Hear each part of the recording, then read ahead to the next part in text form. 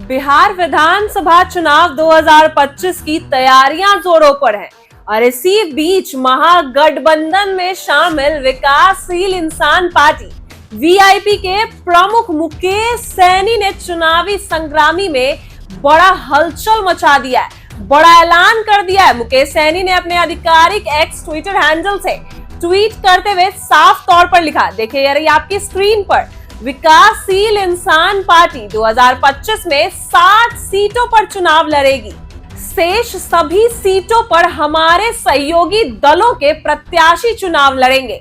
उनके इस ट्वीट के साथ एक पोस्टर भी साझा किया गया, देखिए यार ये आपकी स्क्रीन पर, जिसमें लिखा है, पहला एजेंडा विकासशील इंसान पार्टी 2025 में 60 सीटों पर चुनाव लड़ेगी। इस ऐलान ने बिहार की राजनीति में हलचल मचा दी है, क्योंकि अभी तक महागठबंधन में सीट बंटवारे को लेकर कोई औपचारिक फॉर्मूला तय नहीं हुआ है और सभी दलों के बीच बातचीत जारी है। मुकेश सैनी ने इस ट्वीट के जरिए वीआईपी की रणनीति को सार्वजनिक कर दिया है और यह स्पष्ट कर दिया है कि पार्टी इस बार किसी भी कीमत पर अपनी राजनीतिक जमीन को मजबूत करने की दिशा में ही काम करेगी। उन्होंने यह भी कहा कि शेष सीटों पर महागठबंधन के अन्य घटक दल जैसे आरजेडी, कांग्रेस, वामदल आदि चुनाव लड़ेंगे, जिससे यह संकेत मिला कि वीआईपी गठबंधन का हिस्सा बना रहेगा, लेकिन अपनी शर्तों पर।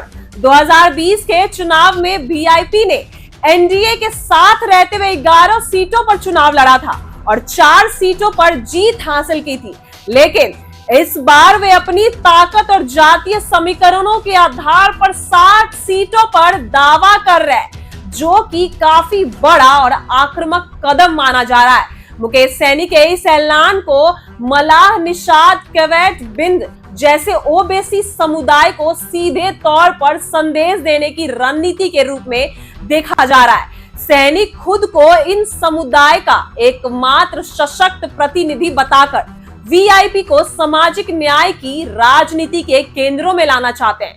उनका यह कदम महागठबंधन के भीतर चल रहे सीट बंटवारे की बातचीत को प्रभावित कर सकता है, क्योंकि कांग्रेस पहले से 70 और सीपीआई-एमएल 45 सीटों की मांग कर रही है।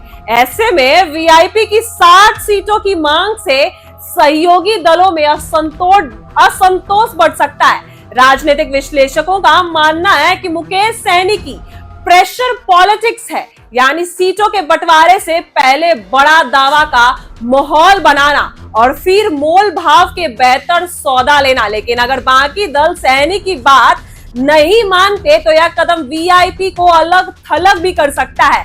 हालांकि सैनी का यह भी दावा है कि अगर महागठबंधन की सरकार बनती है तो तेजस्वी यादव मुख्यमंत्री होंगे और मलाह समाज के किसी नेता को डिप्टी सीएम बनाया जाएगा। ऐसे तो यह दावा उनका ही है कि उनको डिप्टी सीएम बनाया जाए। यह बयान भी राजनीतिक तौर पर जातीय प्रतिनिधित्व को लेकर वीआईपी की मंशा को दर्शाता है। अब देखना होगा कि तेजस्वी यादव और बाकी सहयोगी दल इस पर क्या रुख अपनाते हैं और सीटों के तालमेल में वीआईपी को कितनी हिस्सेदारी मिलती है। फिलहाल अब एक बार मुकेश सैनी की बातों को सुनिए, क्या कुछ कह रहे हैं मुकेश सैनी। बिहार में मुख्यमंत्री हमारे छोटे भाई तेजस्वी प्रसाद यादव होंगे और 2 नंबर के कुर्सी पर एक अति पिछड़ा का बेटा, मल्ला का बेटा जरूर बैठेगा। हमारे महागठबंधन इंडिया गठबंधन में 6 दल है और हमारे गठबंधन के नेता आदरणीय तेजस्वी प्रसाद यादव जी है। और आपका ताकत अगर मिल गया साथियों तो बिहार में मुख्यमंत्री हमारे छोटे भाई तेजस्वी प्रसाद यादव होंगे और 2 नंबर के कुर्सी पर एक अति पिछड़ा का बेटा, मल्ला का बेटा जरूर बैठेगा। ये आपकी शक्ति के साथ आपको लाना पड़ेगा और जब सरकार बनाएंगे तो बिहार में बहुत सारा काम होगा।